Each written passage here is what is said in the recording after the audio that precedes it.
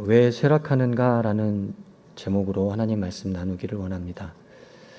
제가 예수님을 믿게 된 지 얼마 안 되었을 때 제가 충격적인 장면을 하나 보게 됐습니다.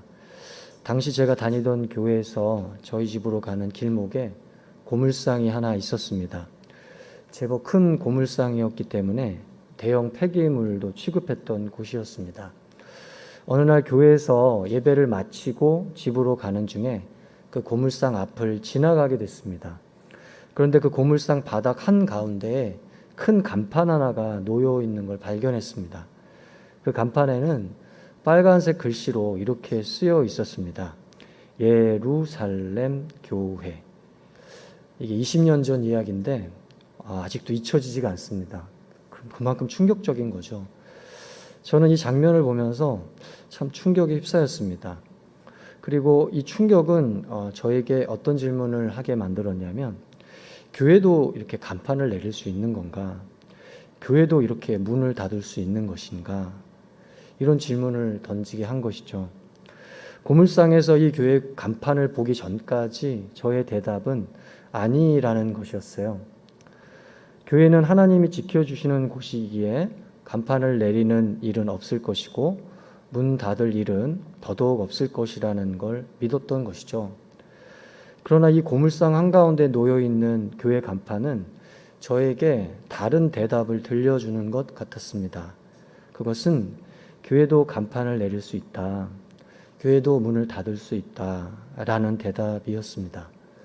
저는 이 사실이 잘 받아들여지지가 않아서 교회사에, 교회의 역사에 관심을 가지고 살펴보기 시작했습니다. 그런데 이 교회의 역사 속에서는 찬란했던 교회들이 나오면서 그 이후에 쇠락해가는 교회들이 등장을 했습니다.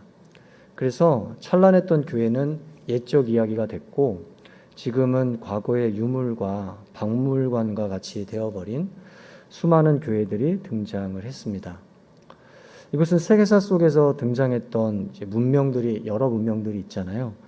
그 문명들의 탄생과 또 성장 이후에 이 쇠락의 길로 접어드는 그런 문명사와 이렇게 궤를 같이 하는 듯 보였습니다. 그런데 정말 놀라웠던 사실은 이런 쇠락이 단순히 역사책에서나 나오는 이야기가 아니라 성경에서 분명하게 말씀하고 있다는 점입니다. 오늘 말씀도 이 점을 우리에게 보여주고 있습니다. 6절 말씀을 함께 보도록 하겠습니다. 6절 함께 읽겠습니다. 시작. 미디안 사람들 때문에 이스라엘은 매우 가난해졌습니다. 그러자 이스라엘 자손들은 여호와께 부르짖었습니다. 여기서 이스라엘의 상태가 분명하게 나옵니다. 이스라엘은 매우 가난해졌다는 것, 이것이 이스라엘의 현재 상태였습니다. 여기서 이스라엘이 매우 가난해졌다는 것은 다른 말로 하면 이스라엘이 예전과는 달리 쇠락하고 있다는 것을 보여주고 있습니다. 가세가 기울면 가난이 찾아오듯이 국세가 쇠락하면 가난이 찾아오는 것이죠. 과거 드보라와 바락을 통해서 힘이 있었던 이스라엘이 이제는 힘을 잃었고, 과거 드보라와 바락을 통해서 평화로웠던 이스라엘이 이제는 혼돈스러워졌으며, 과거 드보라와 바락을 통해서 역전의 노래를 불렀던 이스라엘이 이제는 재역전의 상태로 빠져버려 쇠락하게 되었다는 말씀입니다. 우리는 이를 통해서 이스라엘이 쇠락할 수 있다는 것을 볼 수 있습니다. 하나님의 구원을 열방에 나타내는 이스라엘이 쇠락할 수 있듯이 예수 그리스도의 구원을 열방에 드러내는 새 이스라엘인 교회 또한 이렇게 쇠락할 수 있습니다. 교회 다니는 많은 분들이 이렇게 쇠락할 수 있다는 사실을 좀처럼 못 받아들이는 경우가 있습니다. 그러나 오늘 말씀은 타오르는 불은 꺼져갈 수 있고 이것이 이스라엘이고 교회일 수 있다고 저희들에게 말씀해 주십니다. 그렇다면 여기서 저희들이 질문하게 되는 건, 왜 이 이스라엘은 쇠락하게 되었는가? 이스라엘이 쇠락하게 된 이유가 무엇일까? 오늘 말씀에서 세 가지로 그 이유를 말씀하고 있습니다. 첫 번째는요, 2절 말씀 함께 읽어보도록 하겠습니다. 2절 시작. 미디안의 세력이 이스라엘보다 우세했습니다. 미디안 사람들 때문에 이스라엘 자손들은 산속에 피난처, 동굴, 요새를 마련했습니다. 여기서 미디안의 세력이 이스라엘보다 우세했다고 합니다. 즉 미디안의 세력이 이스라엘을 눌렀다는 거죠. 그리고 이것이 이스라엘이 쇠락한 첫 번째 이유라고 말씀하고 있습니다. 그것은 미디안의 힘입니다. 이 힘은 드보라와 바락 때는 이 정도까지 세지는 않았습니다. 그런데 40년이 지나면서 미디안의 힘이 세졌으며 상대적으로 이스라엘의 힘은 약해졌습니다. 그리고 강해진 미디안이 어느 순간부터 약해진 이스라엘을 누르기 시작했고, 힘이 세진 미디안이 어느 순간부터 힘이 약해진 이스라엘을 밀어내기 시작했고, 힘을 갖게 된 미디안이 어느 순간부터 힘을 잃게 된 이스라엘을 지배하고 다스리기 시작했습니다. 역사는 이런 힘의 흐름을 굉장히 잘 보여줍니다. 힘이라는 것이 밀고 밀리는 것이고, 누르고 눌리는 것이고, 다스리고 다스림 받는 것이고, 지배하고 지배받는 것이라고 말해주고 있는 거죠. 힘은 가만히 있지 않고 이 사회를 움직이는 역동성을 가지고 있으며, 이런 맥락에서 어떤 사상가는 훈련받은 지성은 훈련받지 못한 지성을 지배한다라는 말을 했습니다. 훈련받아 힘을 얻게 된 지성은 훈련받지 않아서 무력하게 된 지성을 반드시 지배하고 다스리게 돼 있다는 것입니다. 단순히 물질적인 힘의 세계만 이렇게 움직이는 것이 아니라 정신적인 힘의 세계도 이런 식으로 움직인다는 것이고, 이런 힘의 흐름을 오늘 말씀은 미디안과 이스라엘의 관계에서 보여주고 있고, 이 미디안의 강성해진 힘이 이스라엘로 하여금 길을 못 펴게 해서 쇠락하게 만들었다는 거죠. 이게 첫 번째 이스라엘이 쇠락한 이유입니다. 그것은 미디안의 힘입니다. 두 번째는 1절 말씀 함께 읽어보겠습니다. 1절 말씀 시작. 그 후 이스라엘 자손들은 여호와께서 보시기에 악한 일을 저질렀습니다. 그러자 여호와께서는 그들을 7년 동안 미디안 사람들의 손에 넘기셨습니다. 이 말씀에서 이스라엘이 미디안 사람들의 손에 넘겨진 것이 미디안의 강성해진 힘 때문에 그렇게 된 것도 있지만, 더 근원적으로는 하나님께서 그들을 7년 동안 그들의 손에 넘기셔서 그렇게 되었다고 말씀하고 있습니다. 이것을 보면 힘이 있다고 해서 힘이 없는 민족을 지배하는 것은 아닙니다. 힘이 없다고 해서 힘이 있는 민족의 지배를 받는 것도 아닙니다. 힘이 있어도 그 힘이 다른 쪽으로 흘러갈 수 있다는 것이죠. 그런데 어째서 힘 있는 세력이 힘없는 이스라엘을 제압하고 쇠락하게 할 수 있었는가? 오늘 말씀에서는 하나님이 그렇게 관여하셨기 때문이라고 말씀합니다. 하나님이 미디안의 힘을 이스라엘로 움직이게 하셨습니다. 그리고 그 힘이 이스라엘을 돕는 쪽으로 작용하게 하시는 것이 아니라, 어떤 힘이 있을 때 그 힘이 우리를 돕는 쪽으로 작용할 수도 있는데, 그렇게 돕는 쪽으로 작용한 것이 아니라 하나님께서는 이 힘을 이스라엘을 쇠락하게 하는 쪽으로 작용하게 하셨다는 것이죠. 하나님은 열방들의 힘과 세력들을 사용하셔서 자신의 심판의 도구로 쓰실 수 있는 전능하신 하나님이십니다. 이것을 이사야서에서는 정말 분명하게 나타내고 있죠. 이사야서에서는 아수르를 하나님의 심판의 도구로 사용하시겠다고 합니다. 여러분도 아시겠지만 아수르는 힘이 센 제국이었습니다. 그런데 그 힘을 이스라엘을 심판하는 쪽으로 사용하시겠다고 하시는 겁니다. 또한 하나님은 아수르 제국을 멸망시키고 신흥 강국으로 등장하는 바벨론 제국 또한 하나님의 심판의 도구로 사용하시겠다고 합니다. 바벨론 역시 아수르를 누르고 고대 세계를 지배했던 대단히 힘이 센 제국이었습니다. 이 제국의 힘을 이스라엘 심판의 도구로 쓰시겠다는 것이죠. 아수르가 정복하겠다고 해서 정복당하는 것이 아니고, 바벨론이 정복하겠다고 해서 정복당하는 것이 아니라, 하나님께서 그 힘을 정복하는 데 쓰시는 것이고 하나님께서 그 힘을 쇠락하고 멸망하게 하시는데 쓰시는 것입니다. 힘이 있다고 해서 모든 걸 정복하는 것이 아니죠. 이것은 굉장히 오만한 생각일 수 있습니다. 우리가 힘을 좀 가지게 될 때 그 힘으로 인해서 모든 걸 다 내 마음대로 할 수 있다는 착각에 빠지는, 힘에 먹히는 거죠. 이게 얼마나 위험한 생각인지 모릅니다. 그 힘을 쓰시는 분은 바로 하나님이시고 하나님의 관여와 개입으로 인해서 그 힘은 돕는 데 쓰일 수도 있고 쇠락하고 멸망하게 하는데 쓰일 수도 있음을 오늘 말씀은 알려주고 있습니다. 하나님은 미디안의 힘을 이스라엘의 쇠락에 사용하는 것이죠. 이것이 바로 이스라엘이 쇠락하게 된 두 번째 이유입니다. 그것은 하나님께서 관여하신 거예요. 마지막 세 번째는 1절 말씀 함께 읽어볼까요? 1절 말씀 다시 한번 읽겠습니다. 시작. 그 후 이스라엘 자손들은 여호와께서 보시기에 악한 일을 저질렀습니다. 그러자 여호와께서는 그들을 7년 동안 미디안 사람들 손에 넘기셨습니다. 이 말씀에서 하나님께서 미디안 사람들의 손에 이스라엘을 넘기신 것은 다른 이유에서가 아니었습니다. 그 이유는 하나님께서 보시기에 악한 일을 행했기 때문입니다. 여기서 중요한 질문은 누가 이 악을 행했다고 하나요? 이스라엘입니다. 미디안도 아니고 아모리 족속도 아니고 아말렉 족속도 아니고 모압 족속도 아니고 블레셋 족속도 아닙니다. 이스라엘이 이 악한 일을 행한 주체로 등장하고 있습니다. 그리고 이것이 하나님께서 이스라엘을 쇠락하게 하신 이유이고 미디안의 힘이 이스라엘을 누르게 된 이유입니다. 그것은 바로 이스라엘 자신입니다.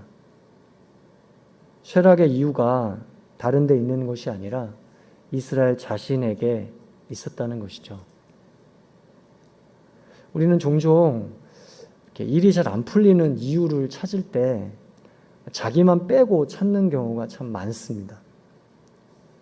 이런 걸 보고 속담이 하나 생각이 많이 납니다. 등잔 밑이 어둡다는 속담. 아마 이런 인간사를 보면서 이 선인들이 만들어낸 것 아닐까.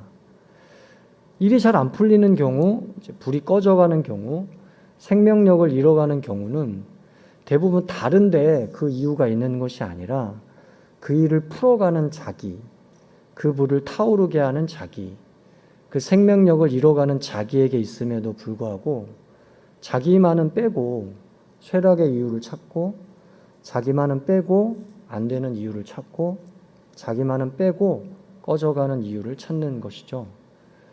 그러나 오늘 하나님께서는 이스라엘의 쇠락의 이유는 다른 데 있는 게 아니라 이스라엘 자신에게 있다고 분명하게 말씀하고 있습니다. 저희가 하나님 말씀 들을 때 되게 싫어, 이렇게 듣기가 굉장히 어려운 말씀들이 있어요. 그건 뭐냐면 이런 말씀이죠. 너한테 그 이유가 있어. 그러면 제가 저한테 왜 이유가 있습니까? 얘한테 이유가 있죠. 이렇게 얘기할 때가 참 많거든요. 근데 하나님은 말씀하시는 거예요. 이스라엘 자신에게 쇠락의 이유가 있다고.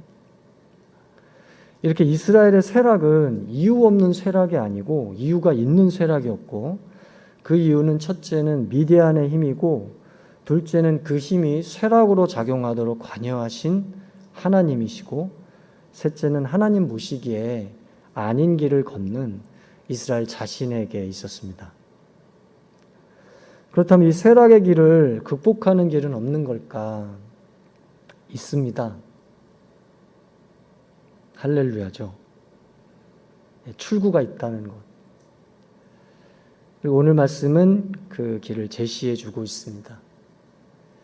이 쇠락의 길을 극복하는 길, 그것은 자기 쇄신이라는 거예요.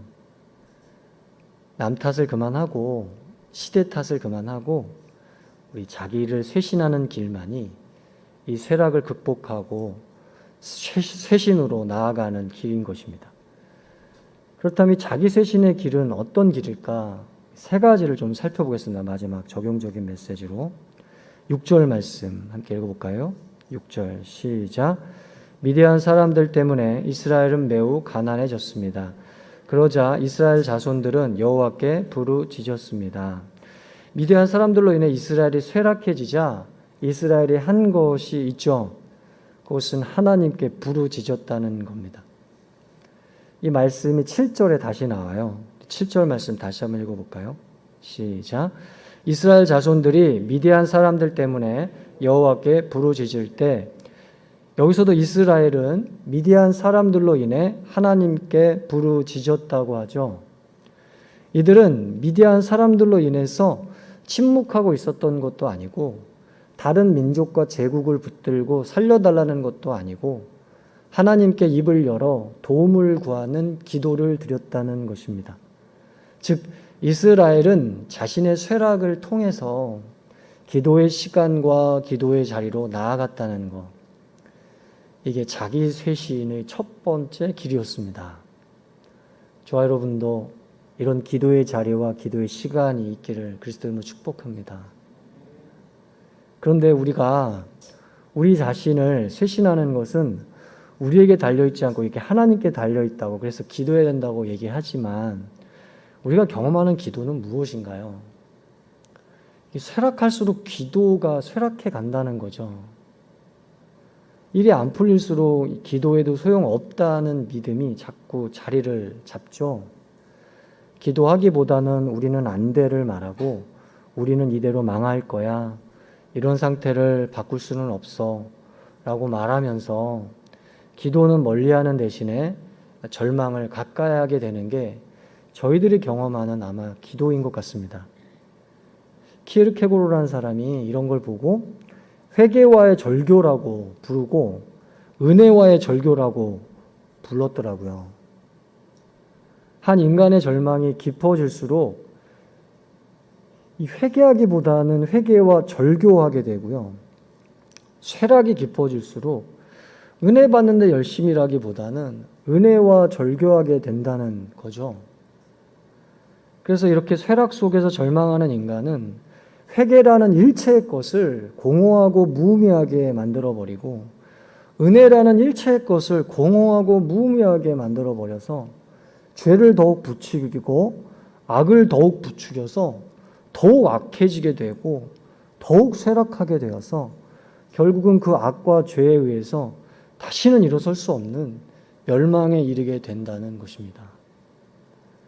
저와 여러분은 이런 멸망의 길로 들어서지 않기를 축복합니다. 아멘. 쇠락에서 돌이킨다면 이런 멸망으로까지 가지 않을 수가 있어요. 그 돌이킴은 다른 것이 아니라 하나님께 입을 열어 도움을 구하며 기도하는 것입니다. 새벽에 나와 기도하시고 하루의 은혜를 위해서 기도하시고 살아나기 위해서 기도하시고 살아내기 위해서 기도하시고 그렇게 자기 쇄신의 길로 들어설 수 있길 그리스도 이름으로 축복합니다. 두 번째는 8절 말씀 함께 읽어볼까요? 8절 시작. 여호와께서는 이스라엘 자손들에게 예언자를 보내주셨습니다. 예언자가 그들에게 말했습니다. 이스라엘 하나님 여호와께서 말씀하신다. 내가 이집트에서 너희를 인도해내고 노예살이하던 집에서 너희를 구출했다. 이스라엘이 하나님께 기도하자 하나님이 이들에게 해주신 것이 있어요. 그것이 무엇인가요? 이스라엘에게 예언자를 보내주신 겁니다. 그럼 예언자는 누구죠? 8절에는 이렇게 말씀하고 있어요. 예언자가 그들에게 말했습니다. 예언자가 누군가? 예언자는 말하는 자다. 예언자는 말을 전하는 자다. 그럼 어떤 말을 전하는 자일까? 자기 말을 전하는 자일까? 아니면 어떤 시대의 정신을 전하는 자일까? 아니면 어떤 철학을 전하는 자일까? 어떤 말을 전하는 자일까? 그 다음에 이어서 이렇게 나옵니다. 이스라엘의 하나님 여호와께서 말씀하신다. 이것이 예언자가 한 말이었습니다. 그 말은 다름 아닌 하나님 말씀입니다. 따라서 예언자는 누군가요? 하나님 말씀을 이스라엘에게 전하는 자. 바로 이 사람이 예언자입니다.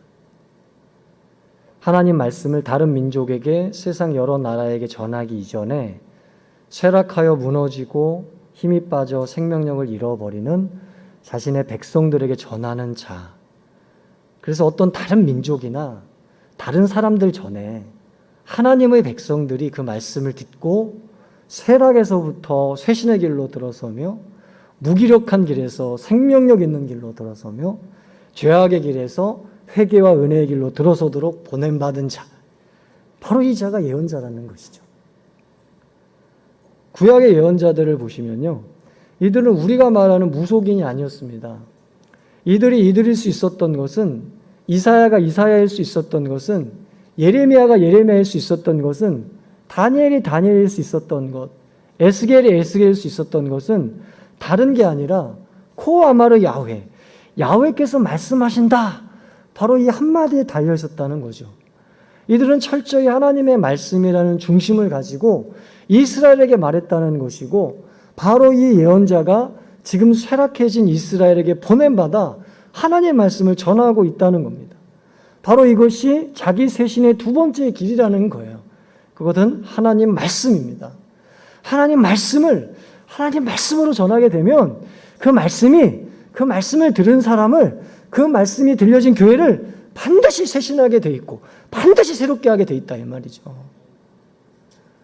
제가 지금 하영주 목사님 평전을 읽고 있는데, 저는 하영주 목사님이 늘 선교에 목숨 걸었다고 하셔가지고 선교에만 목숨 거신 분인 줄 알았어요. 아니더라고요. 말씀에 목숨을 거신 분이더라고요. 말씀에 목숨을 거신 분이더라고요. 그래서 거기에 하영주 목사님 직접 쓰신 글인데 거기에 그렇게 나와요. 나는 설교로 모든 교회의 사역을 뚫으려고 했다고. 교인들은 다른 건 다 용서를 해주는데 설교를 못하는 목사는 용서를 안 해준대요. 하영주 목사님 그렇게 거기 쓰셨더라고요. 그래서 목회자들에게도 참 얘기 많이 하셨대요. 설교로 목숨 걸고 뚫어라. 말씀을 뚫어야 된다. 반드시 말씀을 뚫어야 된다. 다른 생각하지 말고 말씀으로 교회를 살릴 생각을 해야 된다. 사랑하는 여러분, 하나님의 말씀이 이렇게 중요한 것입니다.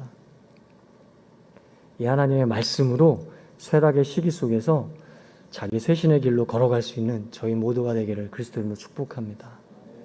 세 번째 9절 말씀 함께 읽어볼까요? 9절 시작.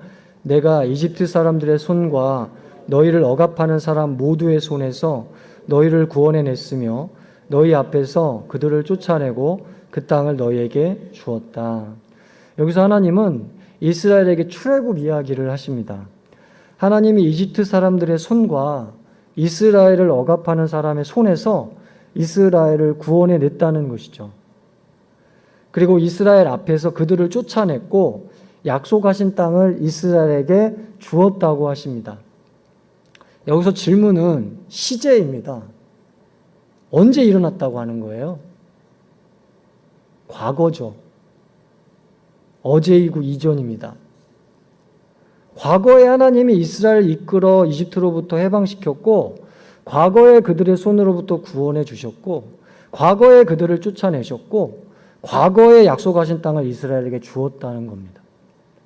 이를 위해 과거에 모세를 부르시고 세우셔서 능력 있게 쓰셨고, 과거에 여호수아를 세우시고 능력 있게 쓰셨습니다. 그런데 이 모두가 과거예요. 10절 말씀 함께 읽어볼까요? 10절 시작. 그리고 내가 너희에게 말했다. 나는 너희 하나님 여호와다. 너희가 거주하고 있는 땅의 사람들인 아모리족의 신들을 두려워하지 말라. 그런데 너희는 내 말을 듣지 않았다. 여기서 하나님은 자신이 나는 너희의 하나님이다 라고 하십니다. 할렐루야. 나는 너희의 하나님이었다가 아니라 나는 너희의 하나님이라고 하십니다. 시제가 바뀌는 게 보이시나요? 언제가 언제로 바뀌죠? 과거가 현재로 바뀝니다. 어제가 오늘로 바뀝니다. 이전이 지금으로 바뀝니다. 이어서 너희가 거주하고 있는 땅의 사람들인 아모리족의 신들을 두려워하지 말고 예배하지 말라고 하십니다. 이것 또한 시제가 언제죠? 현재입니다. 현재 아모리족의 신들을 두려워하지 말고 예배하지 말라고 하십니다. 다시 이어서 이렇게 말씀하십니다. 그런데 너희는 내 말을 듣지 않았다. 이건 언젠가요? 이것도 현재입니다. 지금이고 오늘입니다.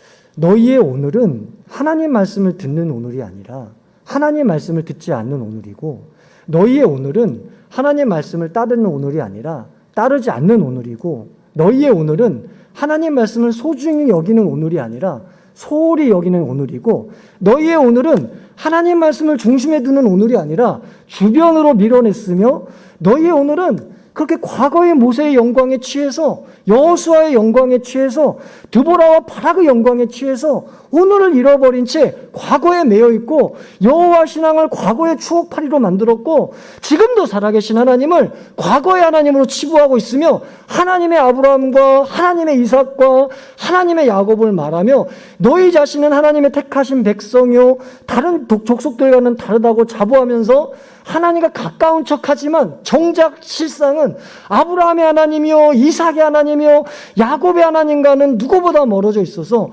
오늘을 살지 못하고 그 믿음과 신앙이 쇠락해가고 있음을 적나라하게 보여주시는 거예요. 어떤 시는 이렇게 노래하죠. 사람의 어리석음은 무엇인가? 어렸을 때는 빨리 어른이 되기를 바라고, 어른이 되어서는 어렸을 때가 좋았다고 하며, 살았을 때는 죽기를 바라고, 죽음에 이르러서는 이렇게 살지 말았어야 했다고 후회하며, 돈을 벌기 위해 건강을 해치고 건강을 회복하기 위해 돈을 소모하며 단 한 번도 이렇게 오늘을 살지 못하다 가는 것, 이것이 사람의 어리석음이다. 마찬가지로 하나님은 이스라엘의 어리석음을 너무도 선명하게 말씀하시는 것이죠. 그래서 잘못 가고 있는 오늘을 자각하고 깨워서 그 오늘을 새롭게 해서 그 오늘을 살 수 있도록 인도하시는 것입니다. 이것이 자기 쇄신의 마지막 세 번째 길이에요. 그건 뭐예요? 오늘을 사는 겁니다. 오늘을 그렇게 새롭게 하는 것이죠. 사랑하는 여러분, 어제 넘어지셨나요? 괜찮아요. 오늘 일어나면 됩니다. 하나님의 말씀과 머나먼 삶을 살아오셨나요? 괜찮아요. 오늘 하나님의 말씀을 가까이 하시면 돼요. 할렐루야. 힘을 내세요. 남편이 아닌 다른 남자를 만나고 계세요? 또는 아내가 아닌 다른 여자를 만나고 있으신가요? 가정 깨지기 전에 오늘 멈추세요. 사람을 무시하며 살아온 삶이 후회되세요? 괜찮습니다. 오늘 만나는 사람을 당신과 같은 사람으로 대하시면 됩니다. 나도 옛적에 너처럼 헌신했었어 라며 과거 이야기는 할 것이 많으면서도 정작 오늘은 어떤데? 라고 물으면 할 얘기가 별로 없으신가요? 괜찮습니다. 오늘을 헌신해서 오늘의 본이 될 수 있으면 돼요. 이 시대에는 인재가 없다면서 한탄하고 있으신가요? 그렇게 한탄하는 당신이 인재가 되시고, 또 다른 시대에서 인재를 빌려올 생각하지 마시고 이 시대를 이끌 오늘의 인재를 키우시길 바랍니다. 사랑하는 여러분, 오늘을 잃어버린 존재는요, 그 존재가 어떤 존재든 간에 결코 자기 쇄신의 길로 나아갈 수 없어요. 오늘 말고 다른 어떤 날 쇄신을 할 수 있는데요. 오늘 말고 다른 어떤 날 예수님을 믿을 수 있는데요. 오늘 말고 다른 어떤 날 구원을 받을 수 있는데요. 여러분, 신앙은 뭔가 딱 한마디로 정리하면 그 신적 현재입니다. Divine Present. 현재를 사는 게 신앙이에요. 우리 근데 재직 되시고 항존직 되시면 구력 자랑하시잖아요. 구력. 헌신 많이 하신 분들이 헌신의 구력을 자랑하시잖아요. 신앙에서 많이 멀어질 수 있습니다. 신앙은 뭐라고요? 현재를 사는 것입니다. 오늘을 사는 거예요. 이걸 명심하고 하나님 말씀을 통해 오늘을 쇄신하며 자기 쇄신의 길로 나아갈 수 있기를 그리스도의 이름으로 축복합니다. 말씀 맺겠습니다. 이스라엘은 쇠락하게 됐죠. 이유가 뭐죠? 미디안의 힘, 하나님의 관여, 결정적으로 이스라엘 자신이 그 이유였습니다. 그런데 어떻게 자기 쇄신의 길로 나아갈 수 있나요? 첫 번째, 기도. 둘째, 말씀. 셋째, 오늘이에요. 기도하겠습니다.